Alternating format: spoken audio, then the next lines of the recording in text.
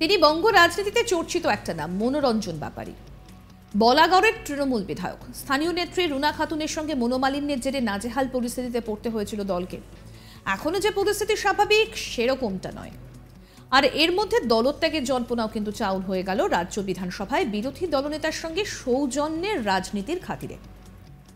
আসলে রাজ্যের বিরোধী দলনেতা শুভেন্দু অধিকারীর সঙ্গে বিধানসভায় মনোরঞ্জন ব্যাপারীর হঠাৎ সাক্ষাৎ হয়। একে অপরকে হাত জোর করে নমস্কার বিনিময় করেন।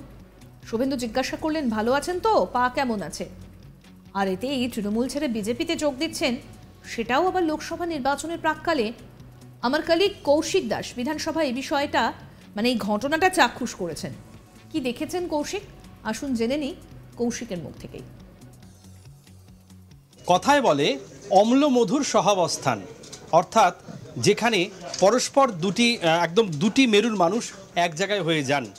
গতকাল বিধানসভায় চলতি বাজেট অধিবেশনে আমরা দেখলাম বিধানসভার লবিতে রাজ্যের বিরোধী দলনেতা শুভেন্দু অধিকারীর সঙ্গে হঠাৎই দেখা হয়ে গেল বলাগড়ের তৃণমূলের বিধায়ক মনোরঞ্জন ব্যাপারীর। দেখা হওয়ার পরে যথারীতি অপোজিশন লিডার বিরোধী দলনেতার দিকে দুহাত তুলে নমস্কার করলেন মনোরঞ্জন ব্যাপারী এবং স্বভাব সুলভ ভঙ্গিতে শুভেন্দু অধিকারী এসে মনোরঞ্জন ব্যাপারী দুটো কাঁধে হাত দিয়ে বললেন, ভালো আছেন তো, আপনার শরীরের খবর কি, পা ঠিক আছে বলে তিনি চলে গেলেন তার ঘরে। মনোরঞ্জন ব্যাপারী বিধানসভার যে লবিতে সোফাগুলো থাকে সেখানে বসলেন। এটা নিয়ে কিন্তু ইতিমধ্যেই জোর জল্পনা শুরু হয়েছে, কারণ বেশ কয়েকদিন ধরে আমরা দেখছি মনোরঞ্জন ব্যাপারী কিন্তু গত সপ্তাহেও খবরের শিরোনামে ছিলেন। তার মূল কারণ হচ্ছে তৃণমূলের বিরুদ্ধে তিনি ক্ষোভ উগরে দিচ্ছিলেন, এভাবে কাজ করা যাচ্ছে না, তৃণমূলের মধ্যে গোষ্ঠীদ্বন্দ্ব। তার বিধানসভা এলাকায় রুনা খাতুন বলে যে তৃণমূলের নেত্রী রয়েছেন, তিনি মনোরঞ্জন ব্যাপারীর বিভিন্ন কাজে বিঘ্ন ঘটাচ্ছেন, উন্নয়নের কাজ করতে পারছেন না, জনসংযোগের কাজ মনোরঞ্জন ব্যাপারী করতে পারছেন না বলে অভিযোগ করেছেন। এবং তিনি কিন্তু প্রকাশ্যে সংবাদ মাধ্যমে বিধানসভার মধ্যে যে সাংবাদিকরা থাকে তাদের কাছে বা বাইরেও বারবার একই কথা বলছেন, যা নিয়ে তৃণমূলের নেতৃত্ব কিন্তু যথেষ্ট বিড়ম্বনায় এবং খুব বিব্রত বোধ করছেন যে দলের একজন বিধায়ক, তাকে প্রথম বিধায়ক করা হয়েছে, তিনি স্থানীয় বলাগড় অঞ্চলেই রিক্সা চালাতেন, সেখান থেকে তাকে মমতা বন্দ্যোপাধ্যায় তুলে এনেছেন চমক দেওয়ার জন্য যে শ্রমজীবী মানুষ, খেটে খাওয়া মানুষ, তিনিও সরকারের একটা অংশ হতে পারেন।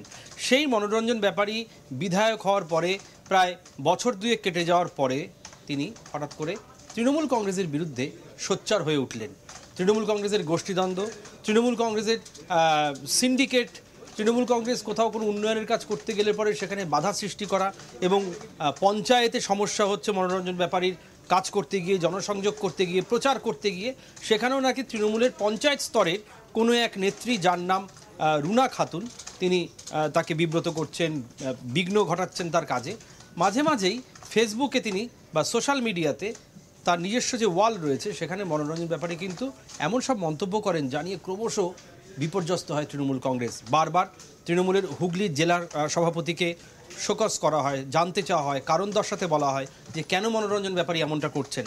আর মনোরঞ্জন ব্যাপারী কিন্তু সরাসরি মুখ্যমন্ত্রীকে কিছু জানাচ্ছেন না, তিনি যেটা করছেন একদম নিজের সোশ্যাল মিডিয়াতে বা সাংবাদিকদের কাছে বা প্রকাশ্যে দল বিরোধী মন্তব্য করছেন। এই পরিস্থিতিতে গতকাল বিধানসভার লবিতে শুভেন্দু অধিকারী এবং মনোরঞ্জন ব্যাপারীর একে অপরের সঙ্গে করমর্দন এবং জড়িয়ে ধরা, এই বিষয়টি বা এই চিত্রটি যারা যারা দেখেছেন তারা কিন্তু ভাবছেন মনোরঞ্জন ব্যাপারী তাহলে কি দল পরিবর্তন করতে পারেন, তিনি কি বিজেপিতে যেতে পারেন। এই সম্ভাবনাটা এতটাই বেশি প্রকট হয়েছে যা নিয়ে কিন্তু ইতিমধ্যে আলোচনা শুরু হয়ে গেছে রাজ্য রাজনীতিতে। সেই কারণে মনোরঞ্জন ব্যাপারীর সাথে যখন আজকেও যোগাযোগ করা হয়, মনোরঞ্জন ব্যাপারী স্পষ্ট বলেছেন যে শুভেন্দু অধিকারীকে তিনি টিভির পর্দায় দেখেন, বিধানসভায় প্রতিবাদ দেখাতে দেখেন বা বিধানসভার অধিবেশন কক্ষে প্রশ্নোত্তরে অংশগ্রহণ করতে দেখেন। শুভেন্দু অধিকারীও তাকে দেখেছেন একজন বিধায়ক হিসেবে। ঠিক সেখান থেকেই একে অপরের সঙ্গে করমর্দন করেছেন, কুশল বিনিময় করেছেন। এখানে রাজনীতির কিন্তু আলাদা কোনো ব্যাপার নেই। আর মনোরঞ্জন ব্যাপারীও জানিয়েছেন এই মুহূর্তে তার দল বদল করার কোনো ভাবনা চিন্তাও নেই। বঙ্গ রাজনীতিতে চর্চিত নাম মনোরঞ্জন ব্যাপারী। অন্যদিকে শুভেন্দু অধিকারী রাজ্যের বিরোধী দলনেতা, একটা সময় তিনিও ছিলেন তৃণমূলে, সখ্যতা ছিল, কিন্তু যেহেতু এখন দুটো রাজনৈতিক দলের প্রতিনিধি, তাই তাদের মধ্যে সৌজন্য বিনিময় হলে একটু প্রশ্ন তো ওঠেই আর কি। আর যখন সামনেই রয়েছে লোকসভা ভোট। এরকম আরও অনেক অজানা আপডেট পেতে আজ তাক বাংলার ইউটিউব চ্যানেল সাবস্ক্রাইব করুন, নোটিফিকেশন পেতে বেল বাটন অপশন প্রেস করুন। এই ভিডিও সম্পর্কে আপনাদের মতামত জানান, কমেন্ট করুন, শেয়ার করুন, হোয়াটসঅ্যাপে ফলো করুন আজ তাক বাংলা।